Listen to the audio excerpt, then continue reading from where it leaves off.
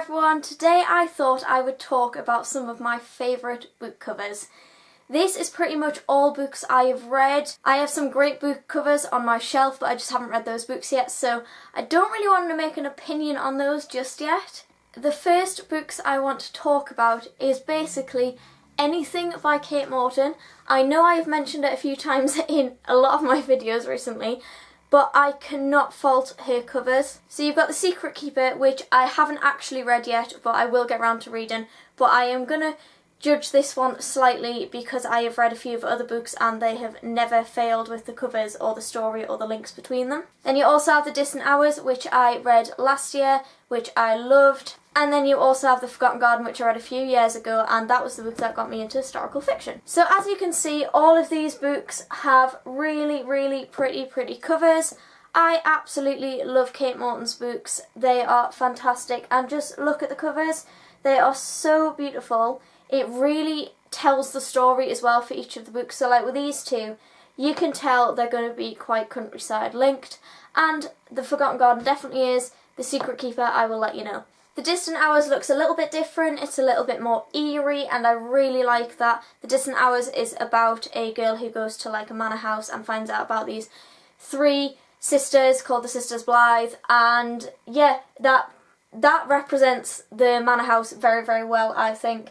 It is really a great book to read if you want something a bit eerie, not necessarily creepy, but very mysterious, and the cover just represents that so well. The next set of books is, of course, the Selection series by Kiera Cass. I love the Selection series. It's just fantastic. And obviously these covers, I'm showing you them the wrong way around here really, aren't I?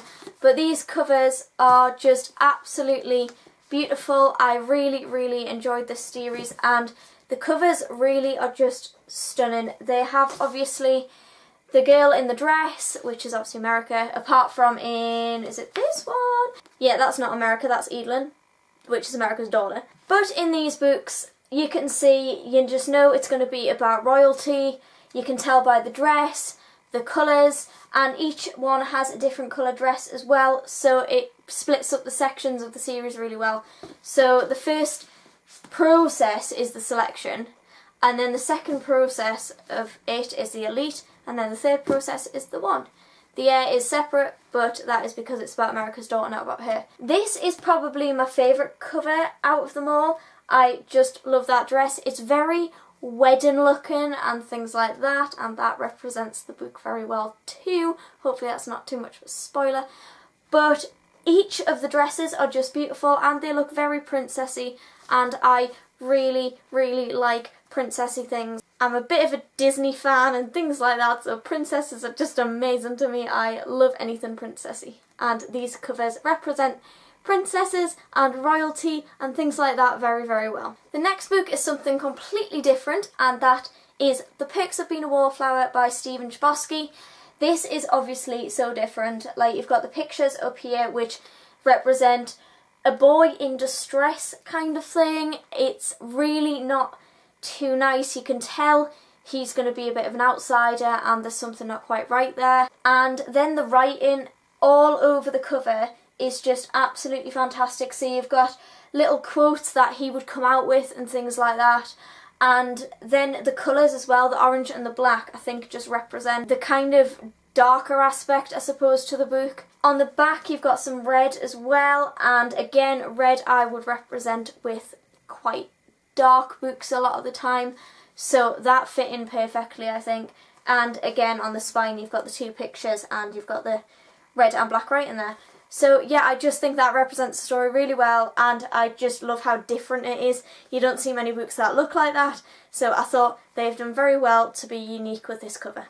The next book is Little Beach Street Bakery by Colgan, and this is just adorable. Look at this cover. You've got all your little cupcakes up here, your little treats, and you've got the little village down here, and the character is over here, and I just think it is a very sweet cover. I love the baby blue, and it carries on to the back as well. I think the baby blue and also the pink writing go really nicely together, and I just think it's really pretty, and you just know it's going to be quite a cutesy little book. So perfect if you just want a bit of a cosy night. And the final cover I want to talk about is very well known, and that is A Court of Thorns and Roses by Sarah J Maas. Obviously you've got the red, which kind of, again, sort of looks quite dark, dangerous, eerie, that kind of thing to me. And then you've got Feyre over here, who looks quite badass, to be honest. In the story, I wouldn't say she starts out like that, but by the end, she just goes all out and she is fantastic. So that really represents the ending of the story really well. I love the vines. I think the vines are a really good aspect and it gives a kind of fantasy feel to the book. On the back, it goes a lot darker and it's black with the red writing, which I think looks fantastic. And again, you can see the vines have carried on. I just think it's a really nice colour scheme, and I also think the clothes Feyre's wearing as well represent her really well throughout the story, because she's a fighter, you know, and them clothes just represent her really well. She's not in any kind of like pretty dress or anything, a bit like the selection series.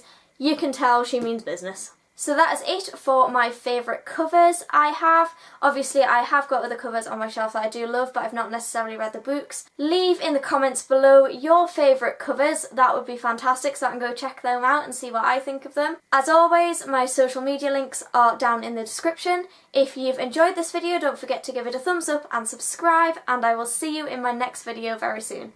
Bye!